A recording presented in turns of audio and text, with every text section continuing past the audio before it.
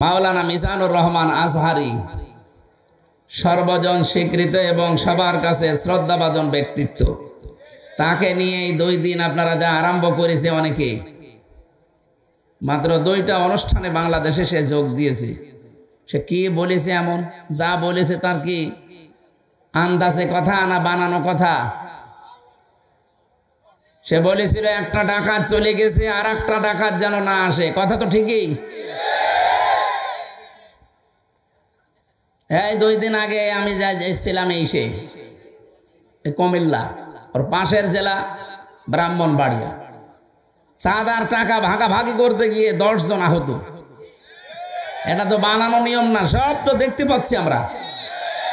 এই পাশের জেলা নরসিংদী নাকি নারায়ণগঞ্জ বন্দরে রাতের বেলা গেছে চাঁদা চাইতে, মনে করছে কেউ দেখে না। আরে ভাই, আপনি কোন জগতে আছেন? এই দেশটা এখন গোয়েন্দাদের নখদর্পণে। আপনি জানেন বাস্তবতা, আমি নিজে দেখেছি। আপনি মনে করছেন আমি রাতের বেলা গেলাম, টের পেল কি করে? আরে রাতে আপনি পায়খানায় বসে কি করেন তাও দেখতে পাচ্ছে তারা। কোথায় আছেন আপনি কিছুই টের পান না। আমিও আগে ওই রকম বুঝতাম। এমন এমন মেশিন ওরা নিয়ে এসেছিল, সেইগুলো এখন এরা কাজে লাগাচ্ছে। আপনি মনে করছেন রাতের বেলা যায় টের পায় কি করে গো? রাতে কেন, আমাবস্যার অন্ধকারে কারো কাছে গেলে সেইটা ওরা দেখতে পায় একেবারে স্পষ্ট দিবালোকের মতো। আমি রিমান্ডে পড়ে আছি। কোথায় আমার বাড়িতে কল দিয়েছে মাওলানা আমিরুল ইসলাম বিলালি, ওইগুলো পুরাটা রেকর্ড করে একেবারে ভিডিও ক্লিপ আকারে আমার সামনে। কি গো আশ্চর্য! বাংলাদেশের ঐতিহ্যবাহী জেলা নরসিংদী পলাশ থানার অন্তর্গত ঘোড়াশাল ঐতিহাসিক ঘাগড়া জামে মসজিদ প্রাঙ্গণে যুব সমাজ ও মসজিদ কমিটির উদ্যোগে আয়োজিত 3 দিন ব্যাপী 11তম বাৎসরিক ঐতিহাসিক তাফসিরুল কোরআন মাহফিলের স্বনামধন্য সভাপতি জনাব মাওলানা মোজাম্মেল হক, ইসলামিক চিন্তাবিদ, শিক্ষাবিদ, অধ্যক্ষ পলাশ ইসলামিয়া আলিম মাদ্রাসা দামাত বারকাতুহুমুল আলিয়া, বলেন আমিন। এতক্ষণ যিনি আলোচনা রাখলেন নন্দিত মুফাসসিরে কোরআন, ইসলামিক চিন্তাবিদ আলহাজ মাওলানা আবু সাইদ নিসারি রংপুর, মাওলানা মনিরুজ্জামান সিরাজি, সম্মানিত উদ্বোধক জনাব কামরুল ইসলাম, অধ্যক্ষ নরসিংদী মডেল কলেজ। এ মাহফিলের প্রধান অতিথি বাংলাদেশ জামায়াতে ইসলামী নরসিংদী জেলা শাখার শ্রদ্ধাভাজন সেক্রেটারি উপাধ্যক্ষ জনাব মোহাম্মদ আমজাদ হোসেন, বিশেষ অতিথি জনাব মাহবুবুর রহমান মোল্লা, জনাব ইসমাইল খায়েরি, জনাব শহীদুল্লাহ, আমন্ত্রিত অতিথিবৃন্দ। অনেক মানুষের নাম দিয়েছেন আপনারা। গত 2 দিন এখানে যারা কথা বলেছিলেন সম্মানিত ওলামা ইকরাম, মঞ্চে বসা বিশিষ্ট আলেমে দ্বীন জনাব মাওলানা আলমগীর হোসেন সিরাজি এবং অন্যান্য সম্মানিত ব্যক্তিবর্গ, সামনে বসা মুসলমান ভাইরা, পর্দার আড়ালের সম্মানিতা মা এবং বোনেরা, প্রাণপ্রিয় নরসিংদীবাসী, আল্লাহর দরবারে শুকরিয়া জানাচ্ছি যিনি আমাদেরকে মানুষ বানিয়েছেন। আমরা কি ওয়ালাকাদ কাররামনা বানি আদম, অবশ্যই আমি বনি আদম সন্তানকে সম্মান দিয়েছি। শুধু মানুষ বানিয়েছি এতটুকু আল্লাহ বলেননি। খালাকাল ইনসান, মানুষ তো আমি বানিয়েছি। আল্লামাহুল বায়ান, তাকে আমি কথা বলা শিখিয়েছি আর তাকে আমি সম্মান দিয়েছি। এই জন্য পৃথিবীতে যারা মানুষের সম্মান নষ্ট করতে চায় এরা আল্লাহর কাছে সবচাইতে ঘৃণিত। আমরা বাংলাদেশে দেখছি এটা অনেকেই করার চেষ্টা করেছে অতীতে, এখনো অনেকে থেমে নেই। ফ্যাসিবাদের এই চক্রান্তে পা দিয়ে যদি আমাদের ঐক্যকেও নষ্ট করতে চায়, ওটা হচ্ছে জাতীয় বেঈমান। ফ্যাসিবাদের এই আগ্রাসনে আমরা জর্জরিত হয়ে আছি এমনিতে। অন্তত এখন আর কেউ যেন ওদের ফাঁদে পা দিয়ে আমাদের অতীতের জুলুম আবার সামনে আমরা না নিয়ে আসি। বড় মারাত্মক বিষয় সামনে আমরা দেখতে পাচ্ছি। দেশ নিয়ে ষড়যন্ত্রের সর্বশেষ চূড়ায় চলে গেছে। প্রধান উপদেষ্টা ডক্টর মোহাম্মদ ইউনূস আজকে সকাল 10টার দিকে কি বলেছে দেখেন না? বাংলাদেশ সেনাবাহিনীকে জানিয়েছে তোমরা যুদ্ধের জন্য প্রস্তুতি নাও। তার মানে গন্ধ অনেক ভেতর থেকে আসতেছে। কথা বোঝেন আমার? অনেক ভেতর থেকে গন্ধ আসছে। দেশের চক্রান্ত তো থেমে নেই, এমনকি আন্তর্জাতিক চক্রান্তগুলো এখন আবার মাথা চাড়া দিয়ে উঠছে। ওয়ালান তারদা আনকাল ইয়াহুদু ওয়ালান নাসারা হাত্তা তাত্তাবিআ মিল্লাতাহুম। কোরআনে কারিমে আল্লাহ জানিয়েছেন, হে নবী, লান তারদা, কখনো আপনার এই ধর্ম তারা গ্রহণ করবে না, আপনার উপরে খুশি হবে না যতক্ষণ পর্যন্ত আপনি তাদের ধর্মের অনুসরণ না করবেন। এখানে দুইটা জাতির নাম আল্লাহ দিয়েছেন। এদিকে তাকান। কোন দিকে তাকিয়ে আছেন? না না, আপনি গল্প করছেন। ওয়ালাং তারদ, লাং দিয়েছেন মজারের আগে। মজারের আগে লান আসলে বাংলা অর্থ দাঁড়ায় কখনো হবে না। আল্লাহ গ্যারান্টি দিচ্ছে হতে পারে কোনো দিন না। ওয়ালাং তারদ আনকাল ইয়াহুদু ওয়ালান নাসারা, ইহুদি এবং নাসারারা কখনো আপনার উপরে রাজি হবে না, খুশি হবে না, আপনাকে পছন্দ করবে না। হাত্তা তাত্তাবিআ মিল্লাতাহুম, যতক্ষণ আপনি তাদের জাতির সাথে না মিশবেন, তাদের ধর্ম, এখানে মিল্লাত মানে ধর্ম, তাদের ধর্মকে আপনি গ্রহণ না করবেন। তো আমাদের যদি 14 মরে যাওয়া লাগে, শহীদ হওয়া লাগে, তাও ইসলাম বাদ দিয়ে অন্য কোনো ধর্মে যাওয়া কি পসিবল না ইম্পসিবল? সুতরাং ওনারা চেষ্টা করছে, কিয়ামত পর্যন্ত করবে, পারবে না সবাইকে না, যেহেতু শয়তান চ্যালেঞ্জ দিয়ে এসেছিল, সুম্মা লাআতিয়ান্নাহুম মিন বাইনি আইদিহিম ওয়া মিন খালফিহিম ওয়া আন আইমানিহিম ওয়া আন শামাইলিহিম ওয়া লা তাজিদু আকসারাহুম শাকিরিন। শয়তান বলেছিল, অবশ্যই আমি ডান থেকে, বাম থেকে, উপর থেকে, নিচ থেকে তোমার বান্দা বান্দীদের ধোঁকা দিয়ে, বোকা বানিয়ে আমার সাথে আমি জাহান্নামে নিয়ে যাওয়ার চেষ্টা চালাবো। তুমি অধিকাংশ বান্দা বান্দীকে শুকর গোজাবরি হিসাবে আর পাবে না। আল্লাহ এত রেগে গিয়েছিলেন, সূরা আরাফের ভেতরে আছে, ক্বালা ফাখরুজ মিনহা, বের হয়ে যায় এখান থেকে, ফাইন্নাকা রাজিম, ধরে আমি রাজিম মানে কি, অভিশপ্ত করে দিলাম। কিয়ামত পর্যন্ত মানুষ নিজেরা অন্যায় করবে আর গালি দেবে তোকে।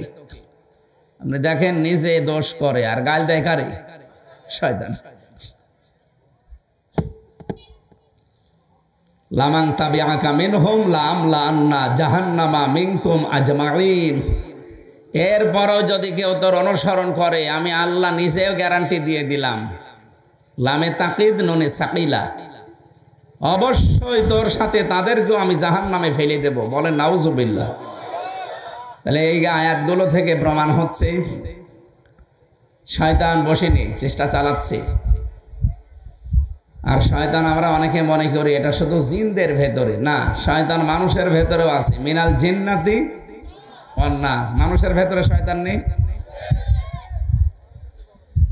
মানুষ হয়ে যারা মানুষকে সম্মান দেয়নি, এই মানুষগুলো এক প্রকার শয়তান। যারা মানুষের সম্মান নষ্ট করে, এরা এক প্রকার কি বলেন? যারা অহংকার করে, এরাও শয়তান। যারা অপচয় করে, এরা শয়তানের ভাই। সরাসরি শয়তান না, শয়তানের ভাই। পরে কোরআন শরীফের ভেতরে আপনি দেখবেন, এই একটাই মাত্র গোনার কথা আছে, যে গোনা করলে মানুষ শয়তানের ভাই হয়ে যায়। ইন্নাল মুবাদ্দিরিনা কানু ইখওয়ানাশ শায়াতিন। তাছাড়া অন্যান্য এমন কিছু আছে যে অহংকার করলে আর শয়তানের ভাই না, সে নিজেই শয়তান হয়ে যায়। ক্বালা আনা খায়রুম মিনহু খালাকতানি মিন নার ওয়া খালাকতাহু মিন তিন। ও বলেছিল, আমি ওর চাইতে ভালো। এই যে আমাকে আগুন দিয়ে বানিয়েছে, ওটা মাটি দিয়ে বানিয়েছে, ওর ভেতরে কোনো পাওয়ার নেই, ক্ষমতা নেই, শক্তি নেই। আর আমার ভেতরে পাওয়ার আছে, ক্ষমতা আছে। যে ক্ষমতার বড়াই করা, অহংকার করা, এটা শয়তানের স্বভাব। এইটা আমাদের দেশে অনেকের ভেতরে ঢুকেছিল, তারা তো বিদায় নিয়েছে, এখন আবার নতুন করে কারো ভেতরে ঢুকতেছে। ক্ষমতার অহংকার করা, এটা কি মানুষের না শয়তানের? আরো জোরে বলেন তো। আপনি মনে করছেন না আমি শয়তান হব মানে আমি নামাজ পড়ি। আরে ভাই, আপনি কয় রাকাত নামাজ পড়ে? শয়তান কত সেজদা দিয়েছিল আপনি জানেন? আপনি বলেন আমার জ্ঞান আছে কোরআন হাদিসের, কি জ্ঞান রাখেন আপনি? শয়তান ছিল মুআল্লিমুল মালাইকা, ফেরেশতাদের সে শিক্ষক ছিল। জ্ঞান না থাকলে এমনি শেষে শিক্ষক ছিল। কোন দিক থেকে আমরা পেরে উঠবো না। তার সাথে হায়াতও আমাদের বেশি দিন না, 60-70 বছর আমরা বাঁচি, আর ও 950 বছর একাধারে শুধু সেজদাই হয়ে গেছে। কত উপরে ছিল আমাদের বলেন?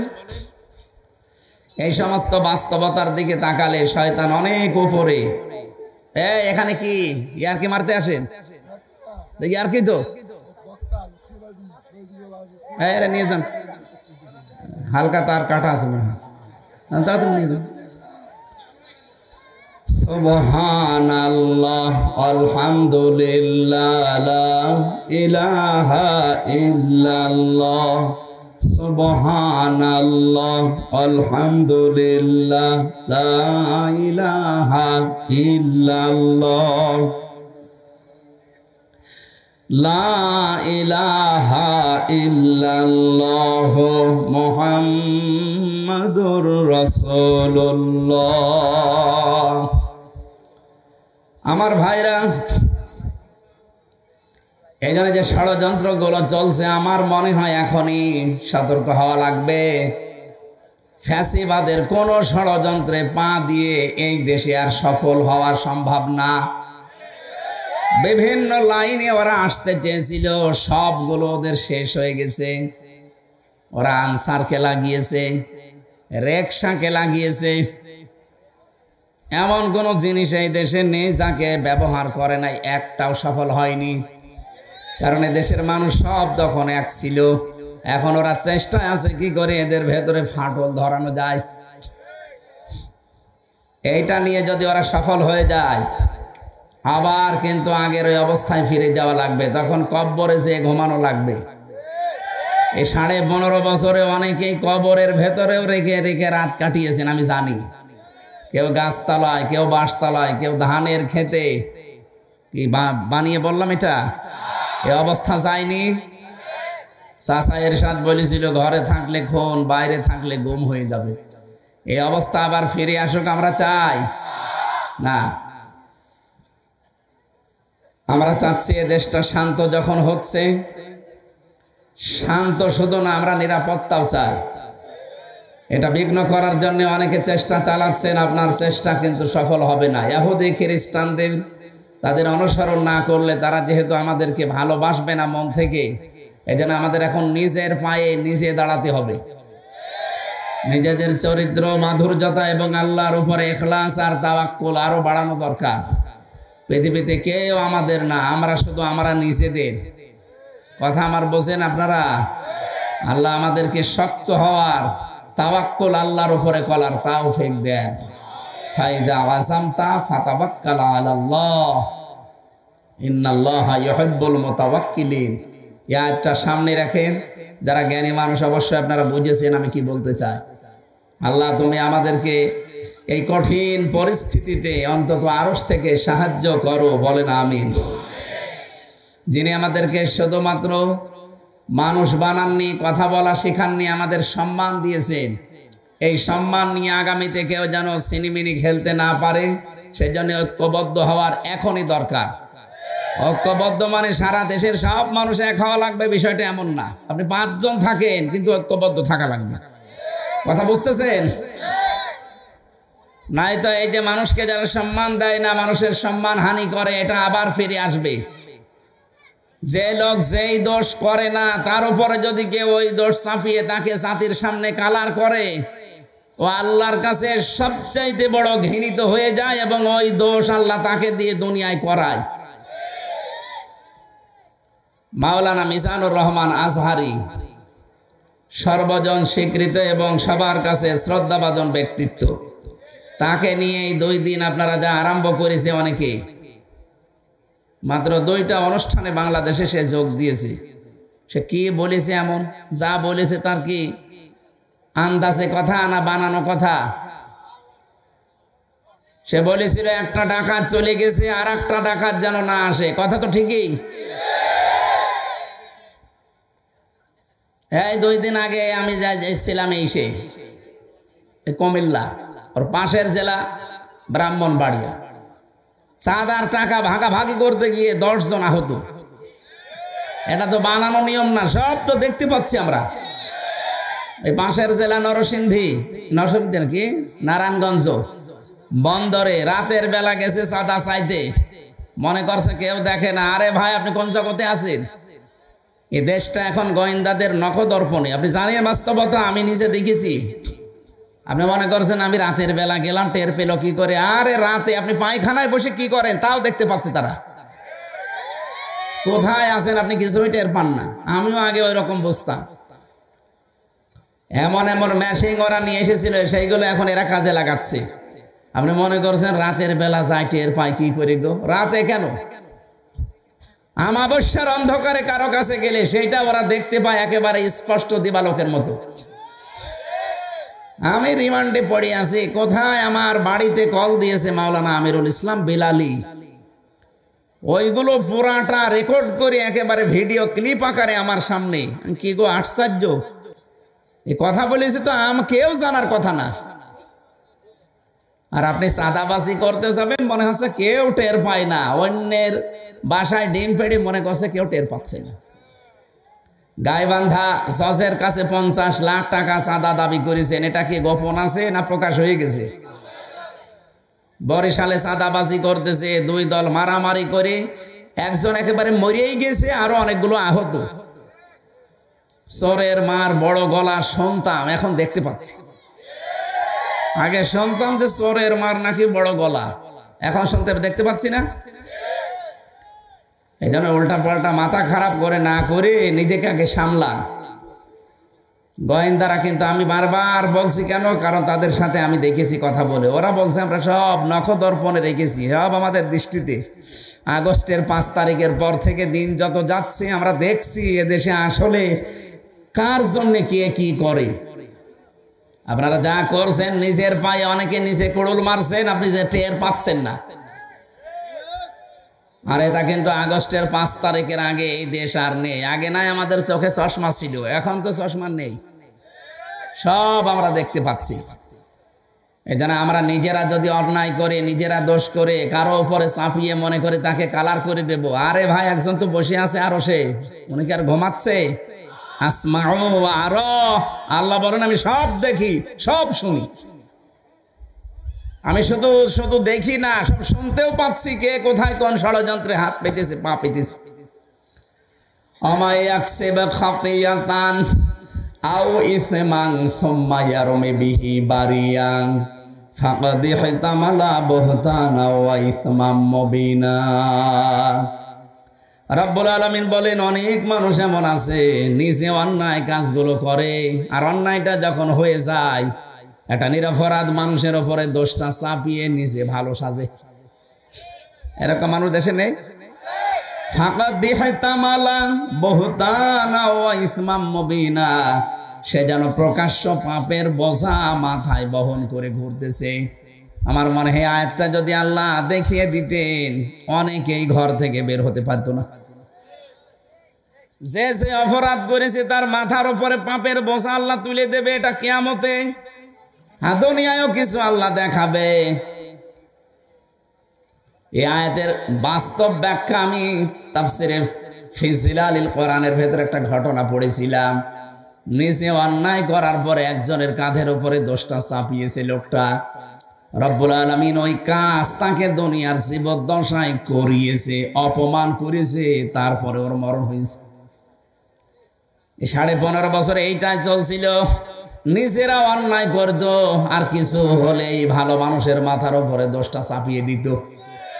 আল্লাহ দেখেন পুরাটা এখন সুদে আসলে একেবারে শোধ নিয়ে নিচ্ছে। যা যা করেছিলেন 5 গুণ, সেটা আল্লাহ 15 গুণ করাচ্ছে। এখান থেকে যদি আপনার শিক্ষা না হয়, কপালে আর হেদায়েত বলে কিছু নেই।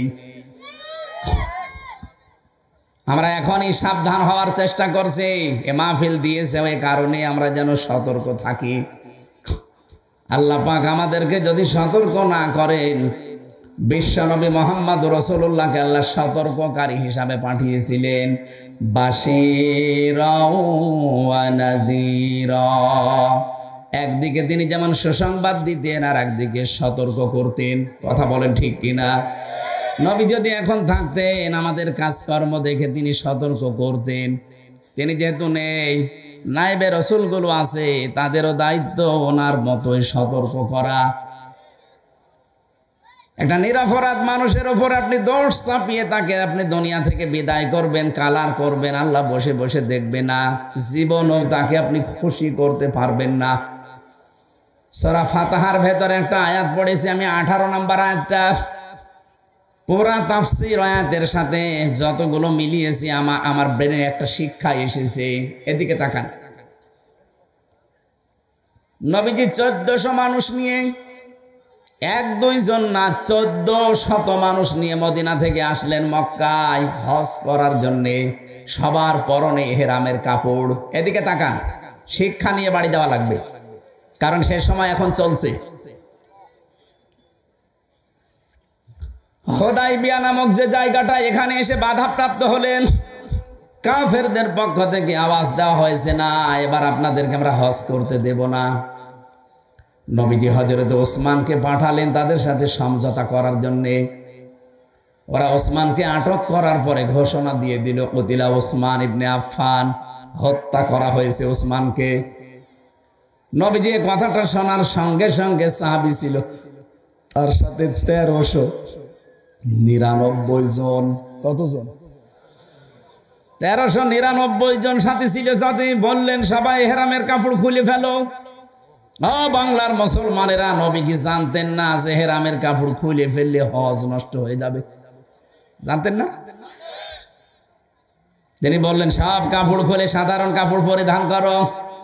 রোজা রেখেছে, বললেন রোজা ভঙ্গ করে ফেলো, পরবর্তীতে রোজা রেখে দেওয়া যাবে। 2টা ফরজ বিধান তিনি ছেড়ে দিলেন, হজ এবং রোজা। কথা বলেন না কেন? কি করার জন্য ছাড়লেন? আল্লাহর নবী ডাক দিয়ে বললেন, সাহাবীরা এই যে গাছটা দেখা যায়, এটা বাবলা গাছ। আমি হাত রাখলাম, আমার হাতের ওপরে তোমরা 1399 জন হাত দাও। ওরা বিনা কারণে একটা নিরপরাধ মানুষ ওদের কাছে পাঠালাম, আর ওরা ওদেরকে ধরার পরে মেরে ফেলেছে। আমরা এই বিনা কারণে নিরপরাধ মানুষকে যারা হত্যা করে, এ ওসমান হত্যার বদলা না নিয়ে একজনও মদিনায় ফেরত যাব না। কি বুঝলেন এই ঘটনা শুনে? এতটুকু আল্লাহ শেষ করেননি। নবীজি বলেন, একটা পরে একটা যখন হাত দিচ্ছিলেন, হঠাৎ করে আমার কানের কাছে জিবরাইল এসে একটা আয়াত শোনালেন, লাকাদ রাদিয়াল্লাহু আনিল মুমিনিন। শব্দটা খেয়াল করে দেখেছেন? লাকাদ, অবশ্যই, রাদিয়া এটা মাসের সিগা। আল্লাহ পাক বলেন অবশ্যই আমি আল্লাহ রাজি হয়ে গেছি। রাজি হব তা না, রাজি হয়ে গেছি।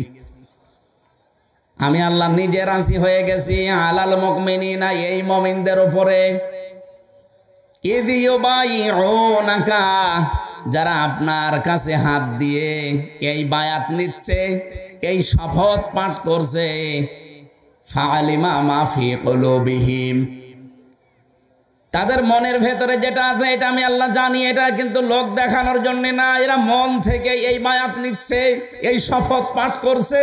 তাহতা শাজারাতি, এই গাছের নিচে। হে নবী, আপনি এদেরকে শুনিয়ে দেন, আপনাকে আমি জানিয়ে দিলাম যে আমি কিন্তু রাজি হয়ে গেছি। যারা মন থেকে এই শপথ বাক্য পাঠ করছে, এ পর্যন্ত ফালিমা মাফি কুলুবিহিম পর্যন্ত জিবরাইল বলে থেমে গেছে। এটা তাফসিরে, আধুনিক তাফসিরে দেখবেন এ পর্যন্ত বলার পরে ফেরেশতা থেমে গেছে, আর কথা বলে না।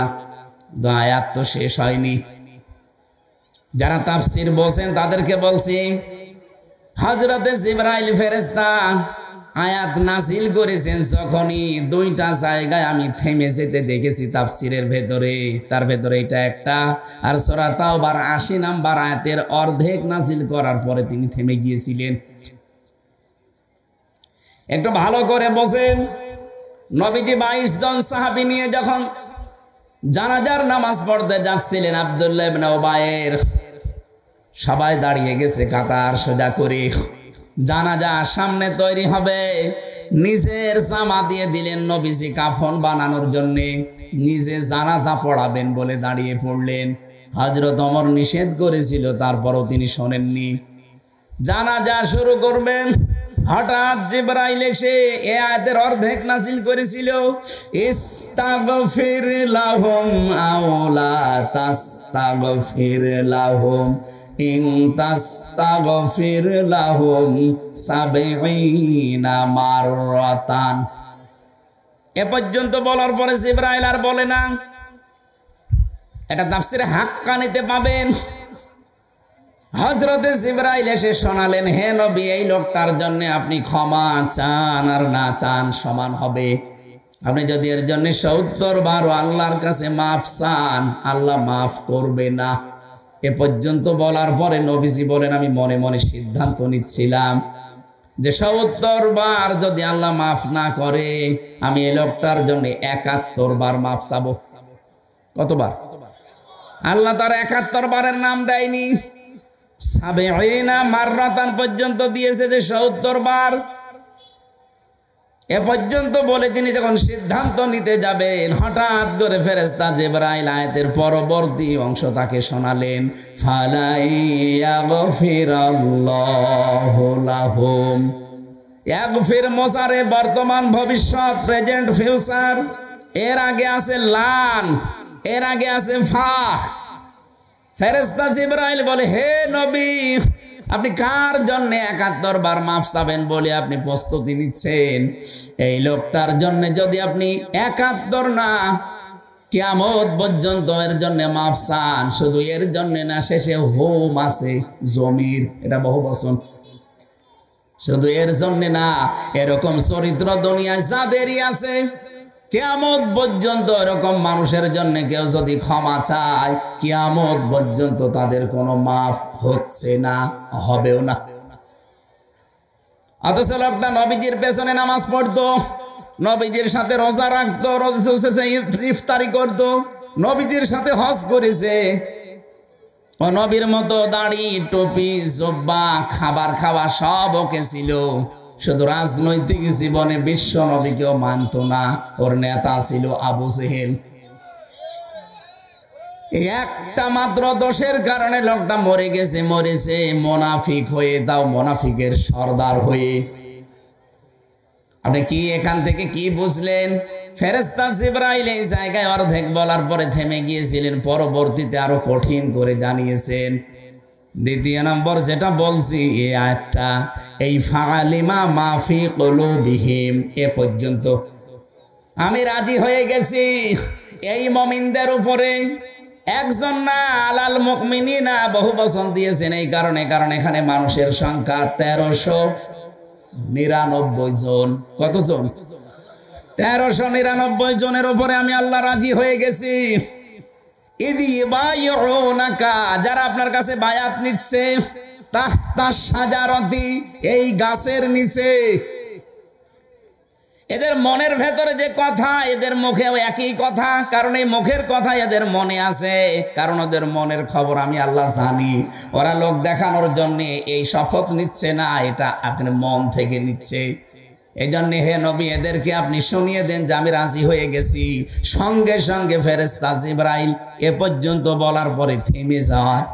নবীজি তখন নিজের বাম হাতটা এদের হাতের উপরে লাগিয়েছে, ডাক দিয়ে বললেন, সাহাবীরা, আজকের এই ময়দানে যত মানুষ আমার হাতে হাত দিয়ে শপথ নিলে, সবার উপরে তো আল্লাহ রাজি হয়ে গেছে, কিন্তু এখানে তো একটা মানুষ নেই। হযরত ওসমানকে ওরা মেরে ফেলেছে, হত্যার আদেশ দিয়েছে, মেরে ফেলেছে, ওরা হত্যা করে ফেলেছে, তো ওসমান তো এখানে নেই। আমি এই হাতটা উপরে তুলে দিলাম, আমার বাম হাতটা, এটা ওসমানের হাত। আল্লাহ পাক যেহেতু আজকের এই দলের উপরে, জামাতের উপরে, এই বায়াতের উপরে যেহেতু রাজি হয়ে আয়াত নাযিল করেছেন, কয়েকটা সুসংবাদ এবার জিবরাইল শোনালেন।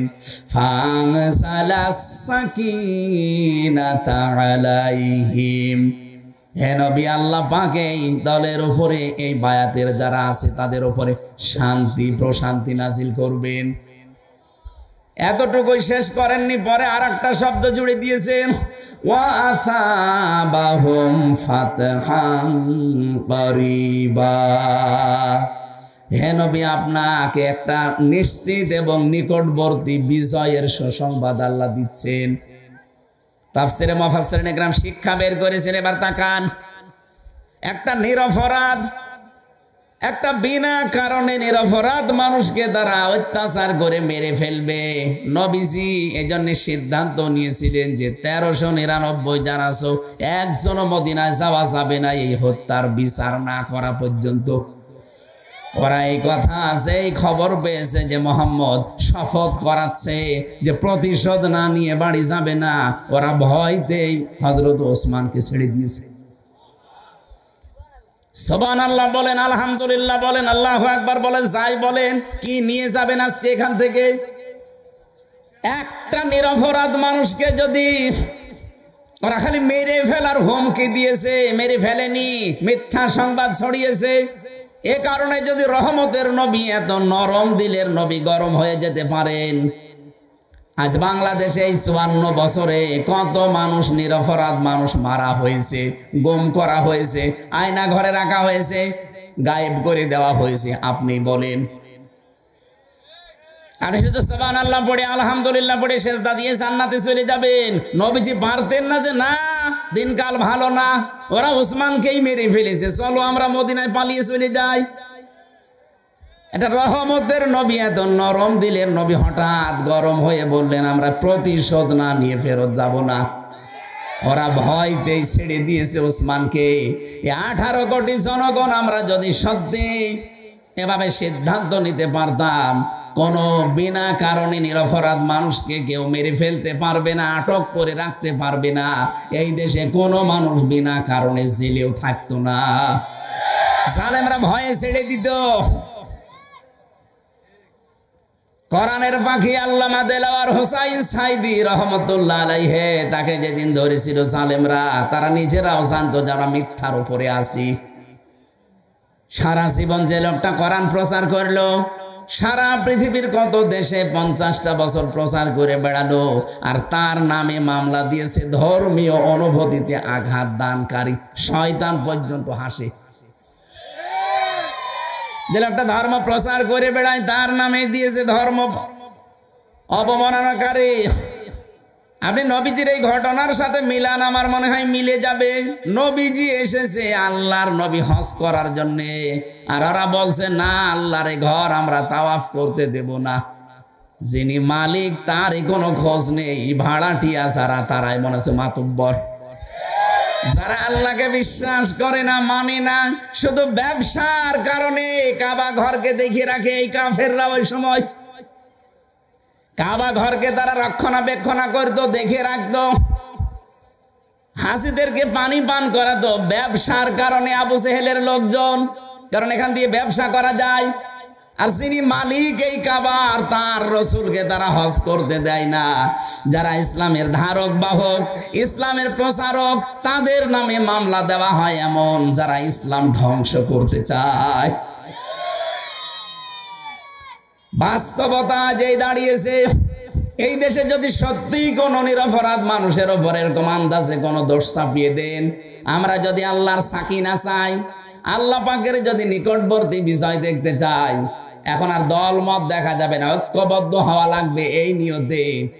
ওরা একজন মানুষকে যদি বিনা অপরাধে একটা নিরপরাধ মানুষের বিরুদ্ধে থাকার কারণে মহান আল্লাহর নবী যদি ঐক্যবদ্ধ হয়ে 1399 জনকে শপথ করাতে পারে, 18 কোটি মানুষকে শপথ নেওয়া লাগবে, আমার কিন্তু মরা লাগবে। কথা বলে না কেন? নিরপরাধ কোন মানুষের ক্ষতি এই দেশে যদি হয়, আমার সব কিছু পেছনে আল্লাহ নষ্ট করে দিবে। সুতরাং এটা ঠিক রাখার জন্য ঐক্যবদ্ধ এই মুহূর্তে হন। এই দেশে আর কোন নিরপরাধ মানুষকে আমরা ক্ষতি করতে দেব না, সে যেই হোক। আমার আদর্শের সাথে তার মিল নেই, আমার দলের সাথে মিল নেই, আমার মতের সাথে মিল নেই, আন্দাজে এক দোষ তার উপরে চাপিয়ে দেব, অথচ নিজে আমি ওই দোষে দোষী। এক কথা বলে না কেন? আর যদি সত্যি আমরা শক্ত হতে পারতাম নবীজির মতো, এটিএম আজহারুল ইসলামকে ওরা 17 বছর আটক করে রাখতে পারতো না, ভয়তে ছেড়ে দিত। আমরা তো ইসলামের কাছে নেই, আমরা আছি শুধু লা ইলাহা ইল্লাল্লাহ, কাউকে কিছু বলবো না, যে যা করছে করুক গা। নরসিংদীর মুসলমানেরা, আমার তো মনে হয় আমি এখান থেকে কি নিয়ে আসতে চেয়েছি আপনারা বুঝেছেন। আজকে থেকে সিদ্ধান্ত নিয়ে যাবেন, আমি সংখ্যায় কম তাতে কি, নিরপরাধ মানুষের ওপরে আমরা কোনো দোষ চাপাতে দেব না, সে যে দলের লোক হোক। আপনি নিজে অন্যায় করবেন আর একটা ভালো মানুষের উপরে দোষটা চাপিয়ে নিজে সাধু সাজবেন, সে দিন এখন আর নেই। এক কথা বলেন না কেন? তাহলে আল্লাহ দুইটা জিনিস আমাদের সামনে দিতে চান, ফানজালা সাকিনাতা আলাইহিম ওয়া আসাবাহুম ফাতাহান করিবা। আর এই দুইটা এখন সামনে আমরা দেখতে পাচ্ছি। আল্লাহ আমাদেরকে যেন এই আয়াতটা চর্ম চোখে দেখার সুযোগ করে দেন, বলেন আমিন।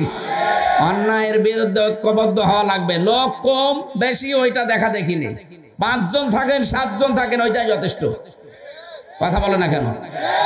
ওরা মক্কায় লক্ষ লক্ষ মানুষ বাস করে, আর নবীজি মাত্র 1399 জনকে নিয়ে সিদ্ধান্ত নিয়েছিলেন, ভয়তে উসমানকে ছেড়ে দিয়েছে। আজ যারা বিভিন্ন অপকর্ম করছেন, উল্টাপাল্টা কাজ করছেন, আপনারাও ছেড়ে দিতে বাধ্য হবেন যদি আমরা এক হতে পারি। আল্লাহ আমাদেরকে আয়াতের শিক্ষাটা নেওয়ার তৌফিক সবাইকে দাও, বলেন আমিন। এখানে মানুষের সম্মান যেন নষ্ট না হয়, খেয়াল রাখা লাগবে। মানুষের সম্মান আল্লাহর আরশের মতো। নবীজি শুধুমাত্র মুসলমান না, মানুষ হিসাবে বিবেচিত যারা, তাদেরকে সম্মান দিয়েছেন। বুখারী শরীফের হাদিস, বিশ্ব নবী বলেন, মসজিদে নববীতে বসে আছি, হঠাৎ সামনে দিয়ে একটা লাশ যাচ্ছিল, ইহুদির লাশ। দাঁড়িয়ে গেলেন, সাহাবীরা বলে, হুজুর আপনি দাঁড়ান কেন? ওটা তো ইহুদির লাশ। নবীজি বলেন, ইহুদি তাতে কি হয়েছে? ওটা তো মানুষ। ওটা কি? বলেন বলেন। উনি তখন এই আয়াতটা শুনিয়ে দিলেন, লাকাদ কাররামনা বানি আদম। আল্লাহ পাক এখানে শুধু মুসলমান, শুধু অন্যান্য কোন জাতির নাম এখানে দেননি, কোন মুমিনের নাম কোন মুসলমানের নাম আল্লাহ দেননি, যে মুসলমানরা সম্মান দিয়েছি, মুসলমানদেরকে ইমানদারদেরকে সম্মান দিয়েছি না, বনি আদম সন্তান যারা, যে ধর্মই মানুক না কেন, ওর সম্মান আছে না নেই? আমরা মানুষকে সম্মান দেওয়া শিখবো ইনশাআল্লাহ। দরুদ আর সালাম পড়ছি নবী মুহাম্মদুর রাসূলুল্লাহ সাল্লাল্লাহু আলাইহি ওয়াসাল্লামের প্রতি, যার আদর্শ এই পৃথিবীর একমাত্র আদর্শ। আজ যারা বিশ্ব নবীকে বাদ দিয়ে অন্য কারো আদর্শ মেনে চলেন, আপনি লিখে নিতে পারেন আপনি জাহান্নামী। আল আদাবুল মুফরাদে আছে 6 নাম্বার হাদিসে 3 নাম্বার পয়েন্টে পাবেন। যারা বিশ্ব নবীকে, আমার কাটছাট কথা ভাই, আপনি মরে যাবেন, কোনো হিসাব লাগবে না, কোনো বিচারও লাগবে না, আপনার মরে গেলে আপনি জাহান্নামী। আমরা যদি বলেন আমি নামাজ পড়ি, রোজা রাখি, আমার বউ পর্দায় থাকে, কিসের বউ পর্দায় থাকে? হযরতে লূত আলাইহিস সালামের জামানায় লূত নবীর স্ত্রী শুধুমাত্র আল্লাহর বিরুদ্ধে একটা কাজ হতো, ওই জামানায় পুরুষে পুরুষে বিয়ে করত, মহিলাতে মহিলাতে বিয়ে করত। এই একটা গনায় সাফর দেওয়ার কারণে নবীর স্ত্রীকে আল্লাহ ছাড়েননি। কি আমি বানিয়ে বললাম? সূরা আরাফের 83 নাম্বার আয়াতে আছে, ফাংজাইনাহু ওয়া আহলাহু ইল্লা মারাতাহু কানাত মিনাল গাবিরিন। ভালো করে শুনেন, এটা তাফসীরে ইবনে কাসিরে আছে। আল্লাহ পাক বলেন, 2 জন ফেরেশতা পাঠালাম আসরের সময়। ফেরেশতারা এসে বলেন, লূত নবী আপনার আহাল পরিবার যারা আছে, আপনার উম্মতদেরকে নিয়ে এখান থেকে চলে যান, মাগরিবের সময় আল্লাহর গজব এখানে নাজিল হবে, কিন্তু সাবধান, আপনার স্ত্রীকে আপনি নেবেন না। প্রশ্ন আসতে পারে, লূত নবীর স্ত্রীর চরিত্র খারাপ ছিল? এই 2 জন বললেন, আরে ভাই, নবীদের চরিত্রের স্ত্রী খারাপ না, স্ত্রীর চরিত্র, কোন নবীর স্ত্রীর চরিত্র খারাপ না, কারণ কোন হারাম রক্তের ভেতরে আল্লাহ নবীদের রক্ত পৌঁছান নাই। তিনি চরিত্রহীনাও ছিলেন না, তারপরও আল্লাহ তাকে জাহান্নামে দিলেন একটাই মাত্র কারণ, তলে তলে সেই মহিলাটা চরিত্রহীন লোকদেরকে সাপোর্ট করত। বলেন তো, একজন নবীর স্ত্রী, তাও জলিলুল কদর নবী হযরত লূত আলাইহিস সালাম, নিজে খারাপ না, নিজে ভালো মানুষ, তার চরিত্র ভালো, কিন্তু একজন চরিত্রহীন যারা তাদেরকে সাপোর্ট করত, তাও তলে তলে প্রকাশ্যে না। এই কারণে যদি নবীর স্ত্রী হওয়ার কারণে আল্লাহ তাকে ধ্বংস করে জাহান্নামে পাঠিয়ে দেয়। এ বাংলাদেশে যারা আজনি যারা মনে করেন আমি ভালো মানুষ, আমার ব্যবসা হালাল, আমি নামাজ পড়ি, রোজা রাখি, আমার বউ পর্দায় থাকে, সব মানলাম, কিন্তু আপনি এমন লোককে সাপোর্ট করেন যে লোকটার চরিত্র ভালো না, যার চুরি করার অভ্যাস আছে, যার ডাকাতি করার অভ্যাস আছে, যার মদ খাওয়ার অভ্যাস আছে, যার চাঁদাবাজি করার অভ্যাস আছে, আপনি এরকম মানুষকে সাপোর্ট করবেন তলে তলে, আর মনে করবেন আমরা নামাজ পড়ি। তাহলে আপনাকে যদি জান্নাত দেওয়া লাগে, লূত নবীর স্ত্রীকেও দেওয়া লাগবে। বলেন, আমি আপনাকে বাঁচাতে চাচ্ছি, আমি দেখতে পাচ্ছি আপনি জাহান্নামে যাচ্ছেন। সূরা হুদ 12 নম্বর পারা 12 নম্বর পৃষ্ঠার 1 নম্বর লাইনের 98 নম্বর আয়াত। যত তাফসির আছে বাংলাদেশে 42টার উপরে আমি মিলিয়েছি, সব মুফাসসির এই আয়াতের ব্যাখ্যায় একমত। আমি সামারাইজ করে শুধু বাংলাটা বলছি। ইয়াকদুমু কওমাহু ইয়াউমাল কিয়ামাতি ফাআওরাদাহুমুন নার ওয়া বিইসাল বিরদুল মাওরুদ। আয়াতের বাংলায় যে আলেম বসে আছে, আয়াতের সব মুফাসসির বাংলা অর্থ দিয়েছে এইটা, যে দলের নেতা জাহান্নামী, ওই দলের যত কর্মী আছে সব জাহান্নামী। নেন এই আয়াতটা কেটে কোরআন থেকে বাদ দিয়ে দেন, আপনার কোন বাবা পারে দেখি দেন। আপনি মনে করছেন আমি ভালো মানুষ, একটা একটু খারাপ মানুষ একটু রাইল মাইল খায়, আমার নেতা একটু সাপোর্ট করলে কি হয়? কি হয় মানে আপনার কারণেই তো ও জোর ধরে, আপনি ওর পেছন দিক থেকে সরিয়ে আসেন, ও জোর পাবে না। মাইয়াশফা শাফাআতান হাসানাতান ইয়াকুল্লাহু নাসিবুম মিনহা ওয়া মাইয়াশফা শাফাআতান সাজ্জিয়াতান ইয়াকুল্লাহু কিফলুম মিনহা। দুনিয়ায় কেউ যদি ভালো কাজের সুপারিশ করে, কেউ যদি রায় দেয়, সমর্থন জানায়, কাউকে সাপোর্ট করে, কিয়ামতের ময়দানে এই লোকটা ভালো কাজ করে যা পাবে সাপোর্ট করে আপনি তাই পাবেন। এই জন্য বহু মানুষ কিয়ামতে আমল নামাজেই পড়তে দেবে।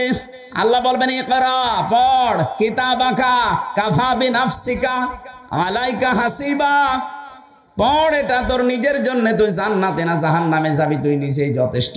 যেই পড়বে দেখবে ওর ভেতরে হজ করার সওয়াব লিখা। বলবে আল্লাহ আমি তো গরিব মানুষ, হজ করিনি, এটা মনে হয় ফেরেশতারা ভুল করে লিখে ফেলেছে। আল্লাহ পাক বলেন বান্দা আমি জানি হজ করনি, কিন্তু এমন মানুষকে তুমি সাপোর্ট দিয়েছিলে যে এই লোকটা ক্ষমতায় যাবার পরে হজের বিল পাশ করেছিল সংসদে। হজে যাইতে 8 লাখ 9 লাখ টাকা লাগবে, সেখান থেকে আল্লাহর ঘরে যাওয়ার এই ফরজ ইবাদত 3.5 লাখ 2.5 লাখ টাকায় সম্পন্ন করার সিদ্ধান্ত নিয়েছিল। এটা জালেমরা করেছিল না 9 লাখ? এখন কিভাবে 4.5 লাখে হচ্ছে? আরো কমবে। সংসদে যদি সত্যি সিন্ডিকেট না থাকে, এখানে যারা যাবে মানুষগুলো যদি কোরআনপন্থী হয়, একটা ফরজ বিধান যেহেতু নামাজের বিল আনবে, যাকাতের বিল আনবে, এরপরে এই বিল আনবে যে আমরা হজ এই দেশের মুসলমানদের জন্য সহজ করে দিতে চাই। আপনি হজ করেননি, তাতে কি হয়েছে? শুধু সাপোর্ট দেওয়ার কারণে যত মানুষ হজ করবে তার সওয়াব আপনিও পাবেন। কত মানুষ দেখবে আমল নামা পড়তে পড়তে জেনার গোনা লিখা, বলবে রব্বুল আলামিন আমি তো জেনা করিনি, এটা তোমার ফেরেশতারা মনে হয় ভুল করে লিখেছে। আল্লাহ বলেন আমি জানি তুই জেনা করিসনি। এমন মানুষকে সাপোর্ট দিয়েছিলি যে লোকটা ক্ষমতা পেয়ে জেনা সহজ করে দিয়েছিল। বই মেলার নাম দিয়েছে, শিশু মেলার নাম দিয়েছে, শিশু পাওয়া যায় না, শুধু শিশুর খালারা আর মামারা। শিশু মেলায় শিশু পাবেন, খালি শিশুর খালারা আর মামারা। ওই জায়গায় অ্যাক্সিডেন্ট হয়, তাও বাসেটি রাখে না। কথা বলছে না কেন? কারো চোখে চোখে অ্যাক্সিডেন্ট হয়, কারো হাতে মুখে অ্যাক্সিডেন্ট হয়, আর বাকি জায়গা তো বললাম না। এত অ্যাক্সিডেন্ট আপনি ব্যবস্থা করে দিলেন, আপনার কারণেই তো ওই লোকটা এত জোর পায়। এই জন্য নিজে ভালো হলে শুধু হবে না, অন্যায়কারী যারা, চরিত্রহীন যারা, যাদের চরিত্র বলতে কিছু নেই, এইরকম মানুষকে কেউ যদি তলে তলে সাপোর্ট করেন, আপনাকেও লূত নবীর স্ত্রীর মতো জাহান্নামে যাওয়া লাগবে। আর সাফ কথা তো বলে দিলাম, আপনার রাগ হলেও এটাই ফাইনাল কথা। এটা যদিও ফেরাউন সম্পর্কে নাজিল হয়েছে, সূরা হুদ ৯৮ নম্বর আয়াত। যেই দলের নেতা জাহান্নামে যাবে, ওই দলের যত কর্মী আছে সব জাহান্নামে যাবে। অনেকে এটা শোনার পরে বলে জাহান্নামের ভয় আমার দেখাবেন না, জাহান্নামে যাওয়া আছে। জাহান্নাম আপনি নাম শুনেছেন, গেছেন কোনোদিন? বাস্তবতা বোঝেন? রিমান্ডে এতদিন শুধু নাম শুনতাম, ওই 10 দিন আমি মাটির নিচে রিমান্ডে থেকেই বুঝেছি যে রিমান্ড কারে বলে। তাও তো আমার সেরকম কিছু করেনি। যাদের করেছিল আর আমার পাশের রুমে ছিল, আমাকে শুধু দেখিয়েছিল জিনিসপত্র, আমার ওইভাবে কিছু করেনি। রিমান্ডে শুনতাম যে হাতের নখ তুলে নেয়, অথচ নখ যাদের তুলেছে আমার রুমেই তারা ছিল। ওদের নখ বলতে কিচ্ছু নেই, সব তুলে ফেলেছে, পায়ের হাতের। আমার মাঝে মাঝে নিয়ে আসতো রাতের বেলা, বলতো যে এইগুলো দিয়ে আমরা নখ তুলি। দেখেই আমার ভয় লেগে যেত, তারা তুলতো সারে, কেমন লাগতো বলেন তো। মাটির নিচের আওয়াজ তো উপরে আসে না, এই জন্য চিৎকার শোনা যেত ভেতরে। যখন নখ তুলতো তখন আমি চিৎকার শুনতাম, মারে বাবারে বলে চিৎকার দিচ্ছে, কিন্তু কিছুই করার নেই, শব্দ বাধা। একটা চেয়ারের সাথে এভাবে বসিয়ে দেয়, ফিতা লাগিয়ে দেয় হাতের সাথে, পায়ের সাথে, মাজার সাথে একটা বেল্ট দেয়, শুধু কারেন্টের সুইচ দেবে। আমার মনে হয় মিনিটে কয়েক হাজার বার ঘুরবে। আপনি চোখে মুখে অন্ধকার দেখবেন, যে স্বাভাবিক হয়ে যাবেন, কি গো কি দেখলাম।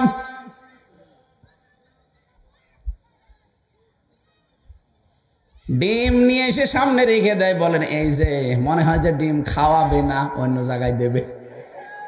এই দৃশ্যগুলো দেখার পরও আমি বলেছি না, এই মিথ্যা কথা আমি বলতে পারবো না। আমার 11টা না 12টা পয়েন্ট লিখে দিয়েছিল যে এইটা ম্যাজিস্ট্রেটের কাছে যে বলবেন, তাহলে আপনারা কালকে ছেড়ে দেব। কি কি আছে পড়ে দেখলাম, সব আকিস গ্রুপের বিরুদ্ধে। আমি আকিসে চাকরি করতাম, ওদের খতিব ছিলাম। ওদেরকে একটা বিপদে ফেলবে, এই কারণে ওদেরকে বিপদে ফেলবে মানে টাকা নেবে। 2 নম্বরে জামাত ইসলামের বিরুদ্ধে, শিবিরের বিরুদ্ধে, দেশের বিরুদ্ধে আমাকে এরা টাকা পয়সা দেয়, আমি যেন দেশের বিরুদ্ধে কথা বলি। এই কথাগুলো ম্যাজিস্ট্রেটের কাছে যে বলবেন না, এত মিথ্যা কথা বলা সম্ভব না। আপনি কি করবেন করেন। এই জন্যই তো টাঙিয়েছিল, মাথায় দড়ি দিয়ে আমার 11 ঘন্টা টাঙিয়েছে। এই কারণে আমার পেছনে হ্যান্ডকাপ দিয়ে বেঁধে দিয়ে, পায়ের সাথে শিকল লাগিয়ে, ডান্ডা বেড়ে দিয়ে, চোখ বেঁধে দিয়েছে কালো কাপড় দিয়ে। আমি প্রায় 3 ওয়াক্ত নামাজ ইশারায়, 4 ওয়াক্ত নামাজ ইশারায় পড়েছিলাম, নামাজও পড়তে দেয়নি শয়তানরা আমারে। এই দুপুরবেলা নিয়ে গেছে 12টা সাড়ে 12টার দিকে, একবারে রাত 11:30টার সময় নিয়ে এসেছে। সারাদিন ওই মাটির নিচে, ওই ঘরের ভেতরে। জহরের নামাজ, আসরের নামাজ, মাগরিবের নামাজ, এশার নামাজ কখন হয়েছে আমি জানি না, খালি এশারায় পড়েছিলাম। এই নামাজ পড়ার কথা বললে গালি দেয়।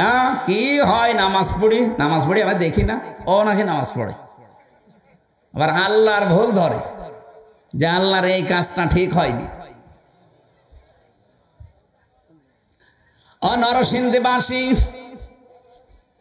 যে কথাটা বোঝানোর জন্য পর্যন্ত আসলাম, আপনি বলেন যে জাহান্নামের ভয় দেখাবেন না, জাহান্নামে আমার যাওয়া আছে। কি যাওয়া আছে আপনি জাহান্নাম বোঝেন? বিশ্বনবী জানিয়েছেন, জাহান্নামের ভেতরে মানুষের যখন ক্ষুধা লাগবে,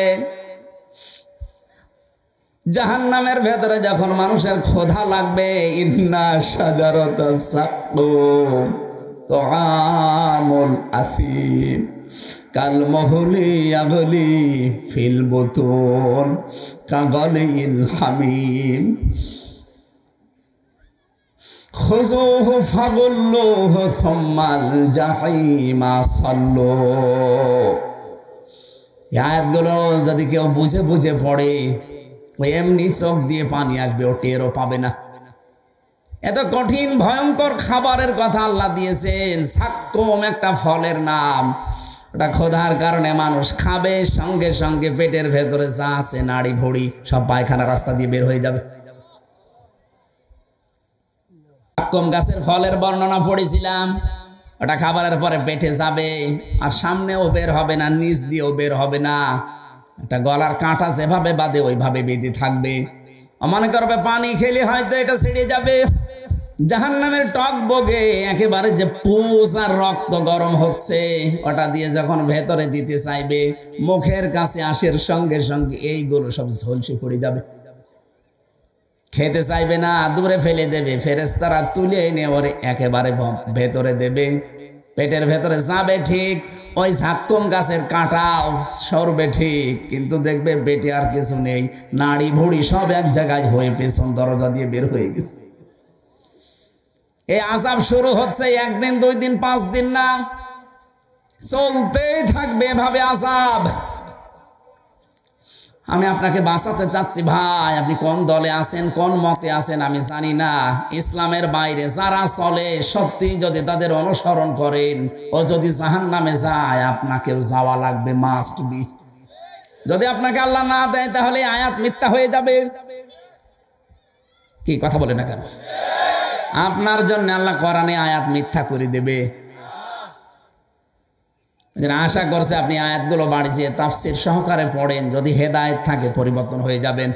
আর যদি আপনার কপাল আবু জেহেলের মতো হয়, আমি নবীর উত্তরাধিকারী আমির হামজা না, নবী এসে ওয়াজ করলো, আপনার কিছুই হবে না। এই কোরআন আল্লাহর নবী আবু জেহেলের সামনে পড়েছিলেন, আবু বকরের সামনেও পড়েছিলেন। আবু বকর কোরআন শোনার পরে তার ঈমান যা ছিল ওটা আরো বেড়ে গেছে, আর আবু জেহেল কোরআন শোনার পরে ওর ঈমান বাড়ে নাই, ওর শয়তানি বেড়ে গেছে। এদেশে আমরা দেখতে পাচ্ছি এখন কোরআনের আলোচনা শুনলে যারা হালকা পাতলা ঈমান আছে ওর ঈমান বাড়ে, আর যার ঈমানই নেই, লোক দেখানো একটা বেঈমান, ওর শুধু আবু জেহেলের মতো শয়তানি বাড়ে। আপনি কি আবু জেহেলের মতো মন নিয়ে বসে আছেন, না আবু বকরের মতো? আবু জেহেলের মতো মন নিয়ে আছেন কারা? হাত তোলেন তো। একজন, এই 2 হাত তুলিস। ঠিক আছে, 2 জন আছে, না বুঝে তুলিস। ও আবু জেহেলের মতো মন নিয়ে বসে আছে, ও কিয়ামত পর্যন্ত ওয়াজ শুনলে কিছু হবে ওর? এই ক্যামেরা আবার ওইদিকে মেরে হাত আবার ভাইরাল করে দিও না যে আবু জেহেলের মতো বসে আছে। না ঠিক আছে, না বুঝে হাত তুলেছে। আমরা আবু জেহেলের মতো মন নিয়ে আছে, কিন্তু এখানে নেই, আশপাশে আছে। কথা বলেন না কেন?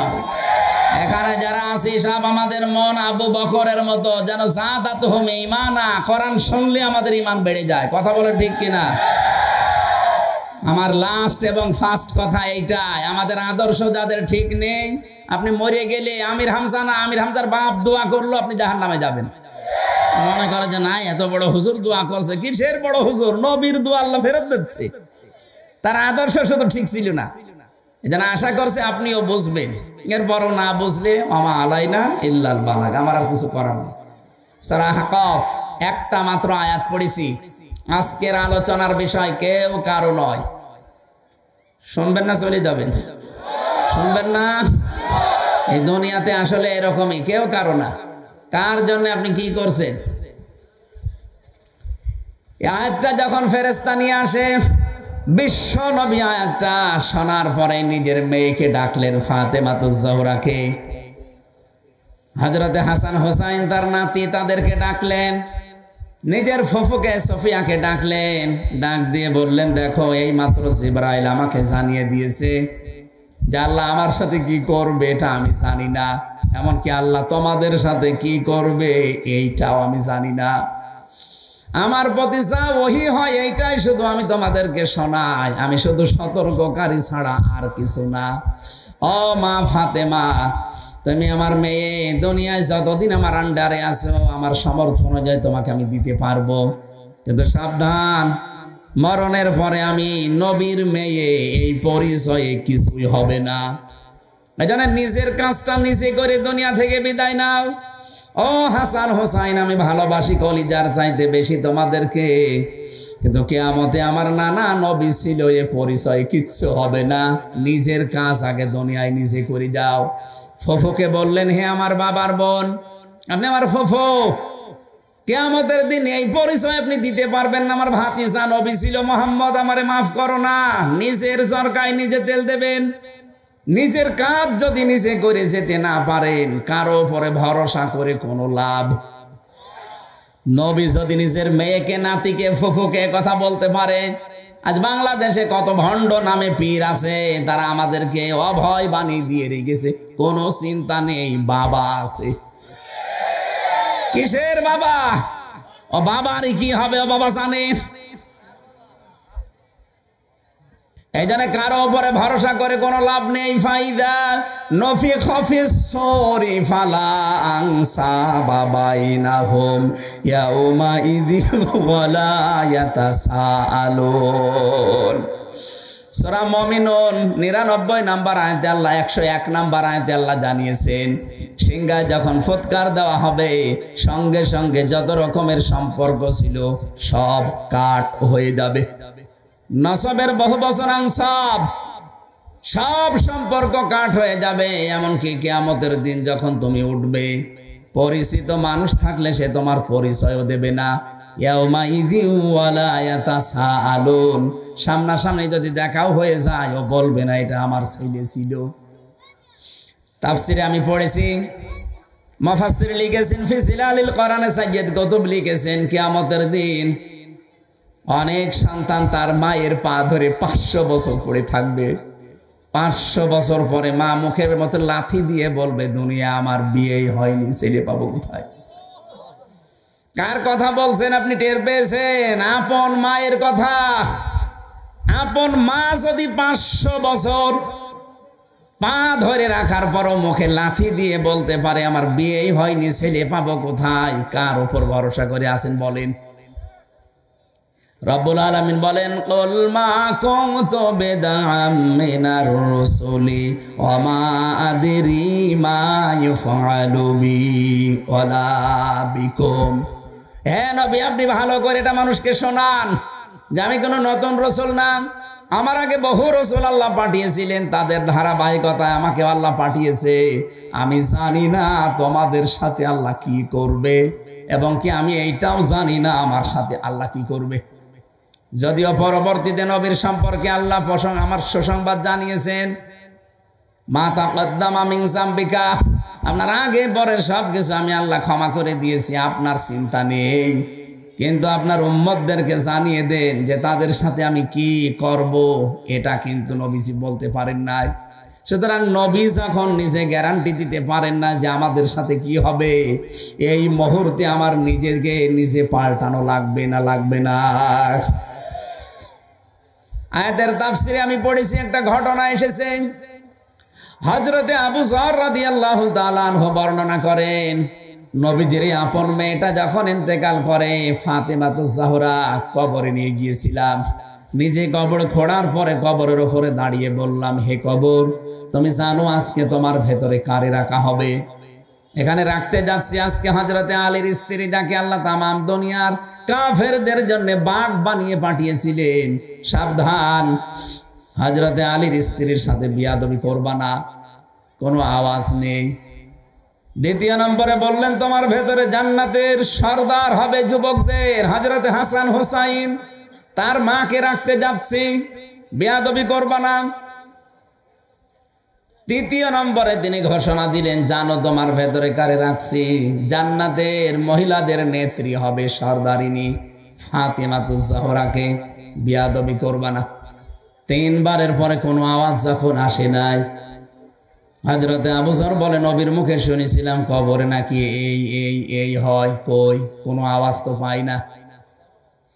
এবার তিনি চতুর্থ নম্বরে বলেছিলেন, কবর, আমি নবীর মুখে বহু কথা শুনেছি তোমার সম্পর্কে, তোমার ভেতরে যারা রাখছি তিনি কিন্তু বিশ্ব নবী মুহাম্মদ রাসূলুল্লাহর কলিজার টুকরা মেয়ে ফাতেমা।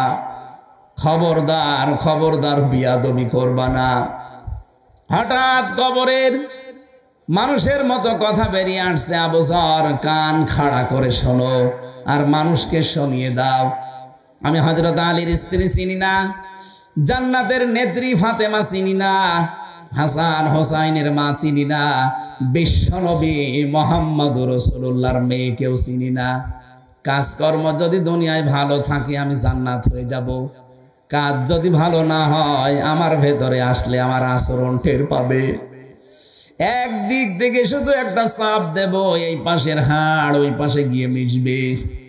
হযরত আবু যর বলেন, ওই দিন আমি একটা চিৎকার দিয়ে কবর থেকে উঠে পড়লাম, জীবনে আর কোনোদিন সংসার করার সাহস পাইনি। নবীর মেয়ে ফাতেমাতুজ জোহরা এত বেশি পর্দাশীলা ছিলেন, এই পৃথিবীতে এত বেশি পর্দার কথা আমি আরো কারো জীবনে পাইনি। তিনি মরণের পরও পর্দা যেন লঙ্ঘন না হয়, স্বামীকে বলতেন, স্বামী মারা গেলে বেশি মানুষ ডাকবেন না, কয়েকজন মানুষকে ডেকে রাতের বেলা তাড়াতাড়ি কবরে দিয়ে দেবেন। দিনের বেলা যদি জানাজা করেন হাজারো মানুষ আসবে, হয়তো উপরে কাপড় দিয়ে ঢাকা থাকবে, এর উপরেও অনেক মানুষ আমাকে দেখে বলবে নবীর মেয়ে এরকম মোটা ছিল, এরকম লম্বা ছিল। মরণের পরও আমার পর্দা ঠিক রাখা লাগবে, এটা যেন লঙ্ঘন না হয়। মা বোন যারা এসেছেন, সম্মানিতা মা বোনেরা, আপনার অবস্থান কোথায়? তিনি মরণের পরও যেন পর্দা লঙ্ঘন না হয় সে ব্যাপারেও সতর্ক। আর আমরা নিজেদের যত রকম গোপন অঙ্গগুলো আছে এগুলো আরো মানুষকে দেখাতে পারলে নিজেকে ধন্য মনে করে। আমি শয়তানের প্রথমে কয়েকটা কাজ কারবার বলছিলাম না, যে অহংকারী, শয়তান অপচয়কারী। শয়তানের আর একটা বড় কাজ হচ্ছে শয়তান যৌনতা ছড়াতে ভালোবাসে। ও কিন্তু জান্নাত থেকে আদম এবং হাওয়াকে বের করে দেবে, উদ্দেশ্য তার প্রথমে ছিল না। শয়তানের প্রথম উদ্দেশ্য ছিল আদম আর হাওয়াকে আমি উলঙ্গ করে দেখব। বলেন নাউজুবিল্লাহ। এজন্য যৌনতা ছড়াতে যারা ভালোবাসে, নিজেকে উলঙ্গ করে মানুষকে দেখাতে যারা ভালোবাসে, বুঝবেন ওটাকে শয়তান দখল করে ফেলেছে। আজকে মাওলানা আলমগীর সাহেব যদি বাড়ি যায়, স্ত্রীকে সালাম দেওয়ার পরে স্ত্রী যদি বলে কুকুরের বাচ্চা, ওনার রাগ হবে? রাগ হবে ওনার? না না, জ্ঞানী মানুষ হলে রাগ হবে না, চিন্তা করবে আমার শিক্ষিতা মেয়ে, এ ধার্মিক বউ, একটা ভালো বংশের মেয়ে, কোনোদিন আমার মুখের ওপরে মুখ তুলে কথা বলে না, আজকে আমারে গালি দিচ্ছে শুকুরের বাচ্চা, কুকুরের বাচ্চা। অবশ্যই এর জিনে ধরেছে। কিসে ধরেছে? স্বাভাবিক নেই, আরে ভূতে ধরেছে, জিনে ধরেছে। ওগুলো চলে গেলে আবার ঠিক হয়ে যাবে। স্বাভাবিক থেকে অস্বাভাবিক আচরণ করলে যদি জ্ঞানী মানুষের কথা বলতে পারে যে আমার বউ ভূতে ধরেছে, জিনে ধরেছে, আপনি যখন দেখবেন আপনি যৌনতা ছড়াতে ভালোবাসেন, যেগুলো দেখানো দরকার স্বামীকে ওগুলো পাবলিককে দেখান, মনে করবেন আপনি আর মানুষ নেই, আপনাকে শয়তান দখল করে ফেলেছে। এরকম মহিলা দেশে নেই। কোরআনে কারীম বারবার সতর্ক করছে মেয়েদেরকে। আমি জানি শুধু নামাজ পড়ে, শুধু রোজা রেখে এই পৃথিবীতে শুধু নামাজ পড়ে রোজা রেখে আপনি জান্নাতে যেতে পারবেন না। দুইটা কাজ খুব বেশি করা লাগবে, একটা পর্দা আর একটা স্বামীর হেফাজত। স্বামী এই বিষয়টা যদিও ছোট্ট মনে হচ্ছে, ওর মর্যাদা কত বেশি আপনি জানেন। সম্মানিতা মা বোনেরা, নবীজি বলেন আমি যদি এই পৃথিবীতে আল্লাহ বাদে সেজদার অনুমতি দিতাম, মেয়েদের কানের কাছে মুখ নিয়ে বলতাম স্বামীর পায়ে সেজদা করো। আপনি বোঝেন তার মর্যাদা কি, কোথায় আল্লাহ তাকে রেখেছেন। হযরতে খাদিজাতুল কুবরা জীবনে এক ওয়াক্ত নামাজ পড়েননি, একটা রোজা রাখেননি, একবারও হজ করেননি, 1 টাকা যাকাতও দেননি, কারণ এগুলো নাজিল হয়েছে তার সব ইন্তেকালের পরে। অথচ তার জন্য আল্লাহ জান্নাতে একটা ঘর আলাদা বানিয়ে পাঠিয়ে দিয়েছে, যেটা সুসংবাদ দাও জিবরাইল, নবীকে বলো তার স্ত্রী খাদিজার জন্য ঘর আল্লাহ জান্নাতে অলরেডি বানিয়ে রেখেছে। কেন তার জন্য ঘর বানিয়েছে? একটাই মাত্র কারণ ছিল, দুনিয়াতে তিনি স্বামীর খেদমত করে খুশি করে ফেলেছিলেন। এই জন্য নবীজি খাদিজা ইন্তেকারের পরও ভুলতে পারেননি। মাঝে মাঝেই বলতেন আল্লাহ কিয়ামতে যখন সবাই সবাইকে ভুলে যাবে, আমি যেন কঠিন ময়দানে আমার খাদিজাকে ভুলে না যায়। কি করেছিলেন যে কিয়ামতের কঠিন ময়দানেও আপনাকে ভুলতে চাই না, আর আপনি বেঁচে থাকতেও বেচারা আর একটা বিয়ে করতে চাই। মেয়েদের যে সমস্ত কাজ কারবার গুলো আছে অধিকাংশ মেয়েরা ওগুলো পালন করে না, এই জন্য বাংলাদেশে পরকীয়া প্রেম বাড়তে আছে। এক নম্বরে ইদা নাসারা ইলাইহা সাররাতুহু, স্বামী যখন বাইরে থেকে আসবে যত গুরুত্বপূর্ণ কাজ থাক সব বাদ দিয়ে স্বামীকে খুশি করা লাগবে। হয় কথাবার্তা দিয়ে, আচার আচরণ দিয়ে, দরকারে কাতো কত দেবেন। কি কাতো কত দেওয়া যায় নাই? অসুবিধা কি? এটা আপনার আসল কাজ। এইটা অনেক স্বামী আপনার কাছ থেকে পায় না, এই জন্য অনেক মানুষ দেখা যাচ্ছে লাইন করে। ওই দেখেন চিল্লাচ্ছে, তার মানে ও লাইনে আছে। আপনি করবেন, আপনার জন্য গোনা নেই, কারণ আপনার স্ত্রী তো আপনাকে রেসপন্স করে না। কি করবেন আপনি? সম্মানিত মা বোনেরা, আমি জানি আপনার ভয় পাচ্ছে এখানে, এই জন্য অনেকে চিল্লাচ্ছে না, একজন শুধু চিল্লিয়েছে।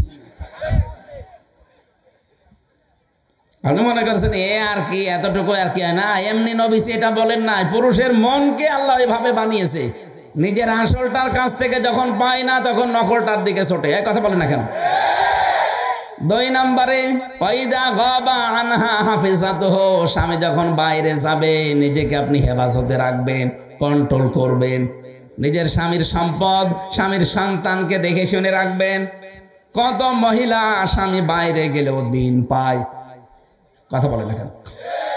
গল্প করছে মোবাইলে, অন্যের সাথে না। মোবাইলে যদি কারোর সাথে কথাও বলেন, কোন আওয়াজে বলবেন সেইটা পর্যন্ত কোরআন নির্ধারণ করে দিয়েছে।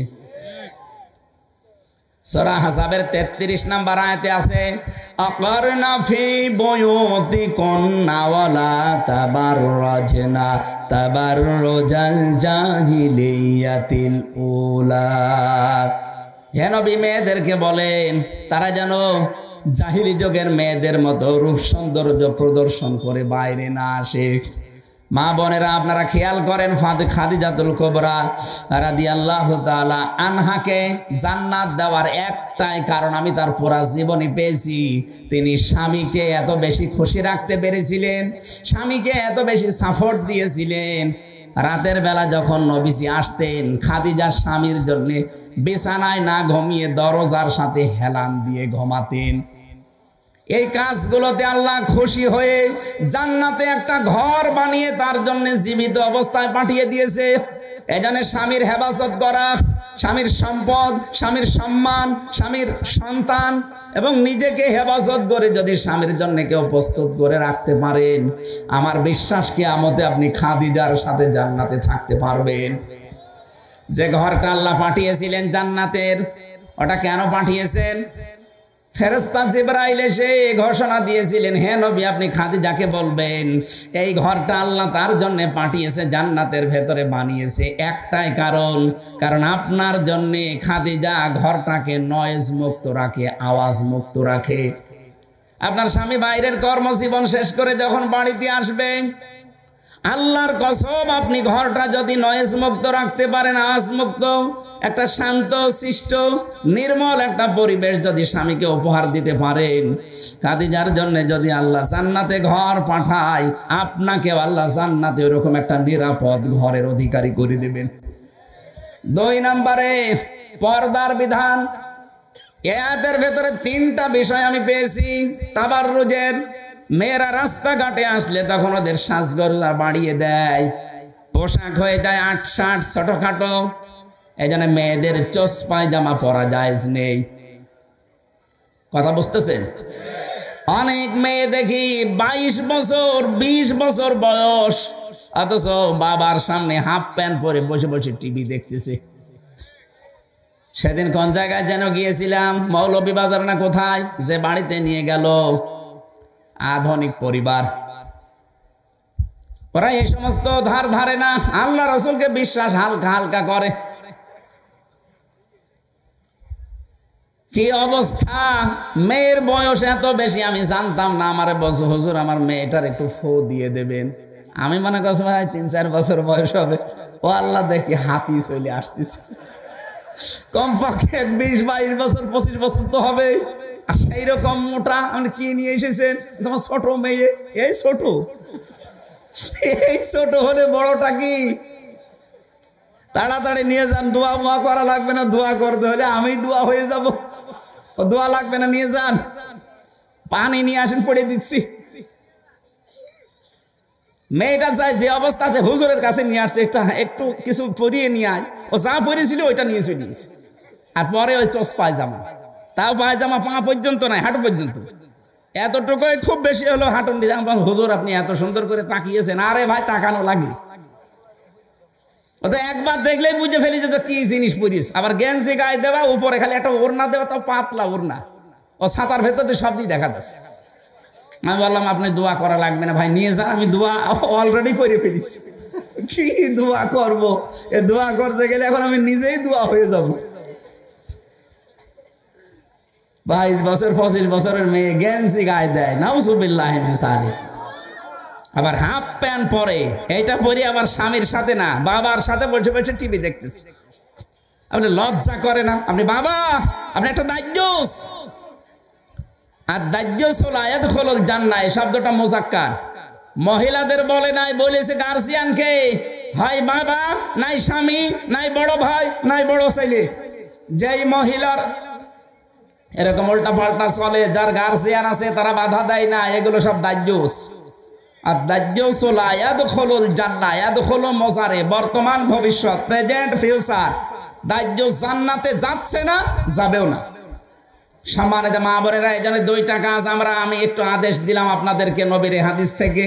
স্বামী যাদের আছে জায়েজ কথাগুলো মেনে যতটুকু পারা যায় খুশি রাখবেন। আর পর্দাটা এটা খেয়াল রাখবেন, সাজগোজ করে বাইরে যাওয়া যাবে না। বাইরে যেতে হলে পুরাতন কাপড় পরেন, দরকার হয় মানুষ যেন না তাকায়। এই যে যারা বোরকা পরেন রং বেরঙের ফুল ফুলওয়ালা এমব্রয়ডারি করা, না জায়েজ নেই এটা। এরকম বোরকা পরা যাবে না যেটা পরলে আপনার আকর্ষণ আরো বাড়ে, এটাও তাবাররুজের ভেতরে অন্তর্গত। 3 নম্বরে মাজা হেলে দিলে যারা চলে, এটাও তাবাররুজ। আল্লাহ মেয়েদেরকে এই কাজগুলো থেকে হেফাজত করুন, বলেন আমিন। নামাজ পড়ার ওয়াজ করা লাগবে মেয়েদের কাছে, রোজা রাখার ওয়াজ করা লাগবে মুসলমানের কাছে। কোন কারণে? নামাজই যদি না পড়ে ও মুসলমান থাকে। এই জন্য নামাজের কথা আমি সচরাচর ভাবে বলতে চাই না। নামাজ মুসলমান পড়বে না, পড়বে কে? আজান হওয়ার পরে মুসলমান নারী আর অন্য ধর্মের নারীর ভেতরে পার্থক্য এই, এরা আজান হলেই নামাজে দাঁড়াবে, অন্য মহিলা যারা অন্য ধর্ম মানে ওদের নামাজ কালামের কোনো ধার ধারে না। আল্লাহ আমার মেয়েদেরকে ফাতেমা তো জহরার মতো বানিয়ে দিন। পর্দা খুব গুরুত্বপূর্ণ বিধান, পর্দার কারণে আপনার এত সম্মান। পর্দা না থাকলে আপনার আর কুকুরের একই, কারণ কুকুর দেখবেন 2.5 হাত, 1.5 হাত, 2 হাত, 1 হাত, এত বড় বড় লেজ হয়। আমি বাইরের দেশের কুকুর দেখেছি, এত বড় বড় লেজ, অথচ লেজ পুরা উল্টা করে 3-4 ভাঁজ করে লজ্জার স্থান দেখায়, মানুষকে দেখায় যে যা দেখবি দেখ।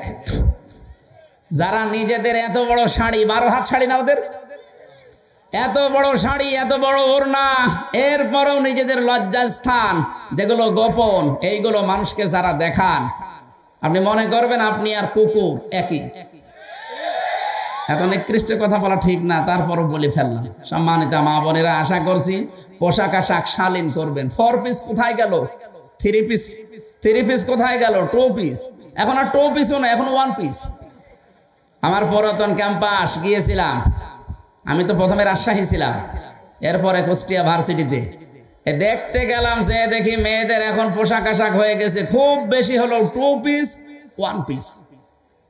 অথচ মুসলিম মেয়েরা, এই মানুষগুলোই পরবর্তীতে রাষ্ট্রের বড় বড় দায়িত্ব পাবে। এই জন্য আমরা চাচ্ছি এই ছোটকাল থেকে এদেরকে তৈরি করার জন্য আপনার ছেলেকে, আপনার মেয়েকে আগে 3 বছর অন্তত নুরানি মক্তবে পড়াবেন। 3টা বছর ওকে ট্রেনিং দিয়ে দেন, এরপরে যেখানেই দেবেন ওকে আর বিপদগামী করার মতো কেউ সামনে নেই। অনেকে ষড়যন্ত্র সামনে চালাচ্ছে, পারবে না ইনশাল্লাহ। আমি আপনাকে গ্যারান্টি দিতে পারি, 3 বছর আপনার ছেলেকে হোক মেয়েকে হোক আগে পড়িয়ে নেন। ওর ভেতরে যেটা আল্লাহ তৈরি করে দেবে 3 বছরে, কোরআনের কারণে, হাদিসের কারণে, ও যত বড় জায়গায় যাবে অন্তত কোনো দিন ও নেশাগ্রস্ত হবে না। কত মেয়ে এখন নেশা করে জানেন আপনি? নেশাগ্রস্ত হবে না। 2 নম্বরে শুধু নেশাগ্রস্ত না, শেষ বয়সে আপনাকে বৃদ্ধাশ্রমে দিয়ে আসবে না। আমার মেয়ে তো আল্লাহ ছেলে দেয়নি, মেয়ে দিয়েছে, আমি তো ওইভাবে তৈরি করছি। আপনিও তৈরি করেন, শেষ বয়সে গ্যারান্টি দিয়ে দিলাম। আমি একেবারে খোলাখুলি বলছি, মেয়েকে যদি চরিত্রবান এবং মেয়েকে দায়িত্বশীলা হিসাবে গড়ে তুলতে চান, পরিবারের স্বামীর এবং বাবা মার, আপনি ইসলামী ছাত্রী সংস্থায় নির্দ্বিধায় ভর্তি করে দেবেন। এটা একটা নিয়ামত, একটা প্রতিষ্ঠান। আপনাকে আমি গ্যারান্টি দিতে পারি, আপনার এই মেয়েটা যদি লেখাপড়া করে একেবারে বাংলাদেশ শেষ করেও আসে, কোনো দিন আপনার মুখের উপরে মুখ তুলে কথা বলবে না। যদি বলে এরকম কোন মেয়ে যদি দেখাতে পারেন যে একেবারে ছোট থেকে একেবারে শেষ পর্যন্ত এই ছাত্রী সংস্থায় থাকার পরে ও মুখ তুলে কথা বলে, আমি ওয়াজ করা বন্ধ করে দেবো। দেখান, যদি দু একটা হয় সেটা মানুষ না, ওটা শয়তান। এত বড় বাইন্ডিং এর ভেতরে থেকেও যদি নষ্ট হয়ে যায়, তে আর কিছু নেই বাংলাদেশে। কত মেয়েকে বিশ্ববিদ্যালয়ে আমি লাল পানি দিয়ে কলি করতে দেখেছি। ওই খালেদা হলে, হাসিনা হলে, এরপরে ফজিলাতুন্নিসা শেখ মুজিব হলে মেয়েরা থাকে। সকালবেলা আমরা নামাজ পড়ে বের হই আর ওরা লাল পানি দিয়ে কুলি করে। লাল পানি বোঝেন? মেয়েদেরকে আমি বিড়ি সিগারেট খাওয়া দেখেছি। এগুলো এমনি হয়নি। আশা করছি আপনি 3 বছর ছোটকালাতে যেভাবে তৈরি করতে চান ওইভাবেই তৈরি করা যাবে। কাদা মাটির মতো থাকে। বড় হয়ে গেলে তখন যদি এই নামাজ পড়বি না তোর বাড়ি থেকে তাড়িয়ে দেবো, উল্টো করে বলবে বেটা তুই বের হ। যেন আশা করছে আমাদের ছেলে মেয়েরা যেন নষ্ট না হয়ে যায়। আমরা আর কয়দিন থাকবেন আপনি?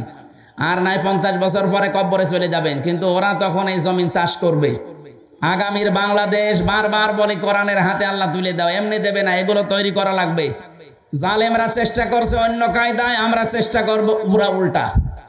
আল্লাহ আমাদের তৌফিক দিন, বলেন আমিন। আমার দায়িত্ব শুধু ইনাত্তাবিউ ইল্লা মা ইউহা ইলাইয়া, যা ওহী নাযিল হয়েছে ওটা পৌঁছিয়ে দেওয়া। আমানা ইল্লা নাযীরুম মুবিন, আমি সতর্ককারী ছাড়া আর কিছু না। এজন্য যতটুকু সতর্ক করেছি আমি নিজেও যেন সতর্ক হতে পারি। জেলখানায় বসে বসে আমারে তো লিখতে দিত না। কারারক্ষীদের কাছে ওই চিকন পাইপের মতো যে কলম আছে না, শীষ, ওইটা ওদের কাছে টাকা পয়সা আর প্রমাণ দিয়ে টাকা পয়সা দেওয়ার কথা বলে নিয়ে আসতাম। নিয়ে আমি 8টা বই লিখেছিলাম, বাইরে 6টা, ভেতরে 2টা। একটা মেয়েদের জন্য আছে আদর্শ নারী, 6 জন মানুষের জীবনে দিয়েছি, এখানে অথেন্টিক ভাবে দেওয়া আছে। এটা নিয়ে মেয়েদেরকে পড়াইন। আর একটা আছে দাম্পত্য জীবনের কলহ এবং তার সমাধান, পুরুষ এবং মহিলার 2টাই। আর কোন কাজ করলে আপনি কোন জান্নাত পাবেন, কোন কাজ করলে কোন জাহান্নামে যাবেন, এই বইটা খুব গুরুত্বপূর্ণ ভাই। এটা আমার মনে হয় সবারই পড়া দরকার। আর মেয়েদের জন্য এটা নিয়ে যেন, যাদের সময় থাকে ওই গাড়ি থেকে নিয়ে যেয়ে ওদেরকে পড়াবেন। আমার শাড়ির মতো আর পারছি না। আমিন। বারাকাল্লাহু লানা ওয়া লাকুম ফিল কোরআনিল আযীম। এই স্টেজে আছে, মোনাজাতের পরে স্টেজ থেকে নিয়ে যাবেন। আল্লাহুম্মা আমিন। লা ইলাহা ইল্লা আনতা সুবহানাক ইন্নী কুনতু মিনাজ জালিমিন। রব্বুল আলামিন, রাত 11:30 বাজতেছে, গভীর রজনী পর্যন্ত আমরা কথা বলেছি। যতটুকু বললাম আমাদেরকে মেহেরবানি করে আমল করার তৌফিক দাও। এই আয়াত থেকে এইটাই বুঝেছি, কেউ কারো না, নিজের কাজ নিজেকেই করা লাগবে। ওয়ালা তাসিরু ওয়াজিরাতুম বিজরা উখরা, কেউ কারো বোঝা বহন করবে না। আল্লাহ তাআলা আমাদের সম্পর্কে কোনো গ্যারান্টি নেই, নবীজি নিজের আত্মীয় স্বজন সম্পর্কে কোনো গ্যারান্টি পাননি। সুতরাং আমরা যেখানে আছি আমাদের আখিরাত তৈরি করার তৌফিক দাও। সওয়াবগুলো তুমি নবীজির রওজায় আজকে পৌঁছিয়ে দাও। 3 দিন ব্যাপী ঐতিহাসিক অনুষ্ঠানে যারা শ্রম দিয়েছে, যারা টাকা দিয়েছে, যে যেভাবে এগিয়ে এসেছে, আল্লাহ তাদেরকে তুমি ওইভাবে রহমত এগিয়ে দাও। অনেকে হয়তো এখনো না বুঝে ইসলামের বিরোধিতা করে। আল্লাহ তাআলা এই পৃথিবীতে আলেমরা কারো শত্রু না। তুমি তো জানো আমরা মন থেকে চেষ্টা করি মানুষগুলো যেন জাহান্নামে হয়ে না যায়। যারা ভুল বোঝে, শয়তানের ধোঁকায় পড়ে আলেমদের বিরোধিতা করে, ইসলামের বিরোধিতা করে, এদের হেদায়েত থাকলে দান করো, হেদায়েত না থাকলে এদেরকে তুমি এই ক্যান্সারগুলো থেকে আমাদের বাংলাদেশ মুক্ত করো। সম্মানিত মা বোনদেরকে তুমি খাদিজার মতো, ফাতিমার মতো বানিয়ে দাও। অনেক পরিবারে অশান্তি আছে, আল্লাহ তুমি শান্তির ফায়সালা করো। রব্বুল আলামিন, মাহফিলের বিশেষ মেহমান মাওলানা আবু সাইদ ভাইকে তুমি কবুল করে নাও। আমার ডান পাশে মাওলানা আলমগীর হোসেন ভাইকে মঞ্জুর করো। যত আলেম এখানে বসে আছে, প্রধান অতিথি, বিশেষ অতিথি সহ আমাদের মনে যার যে কামনা বাসনা আছে, জায়েজ আশাগুলো পূরণ করে দাও। যে ভাইয়ের মাধ্যমে এসেছি, মনিরুল ইসলাম ভাই, আল্লাহ তাআলা তোমার এই বান্দার বাড়িতে ছিলাম, এই বাড়িটাকে কবুল করে নাও। তোমার বান্দার জীবনকে তুমি ইসলামের জন্য মঞ্জুর করো। এ মাহফিলে যত সদস্য আছে আল্লাহ, যেই মা তাদেরকে পেটে নিয়েছে, মায়ের পেট খাদিজার মতো বানিয়ে দাও। আগামীর এই দেশটা তুমি কোরআনের হাতে তুলে দাও। কখন কার কাছে মরণ আসে আমরা কেউ জানি না। মরণ আসলেই যেন পড়তে পারি লা ইলাহা ইল্লাল্লাহু মুহাম্মাদুর রাসূলুল্লাহ।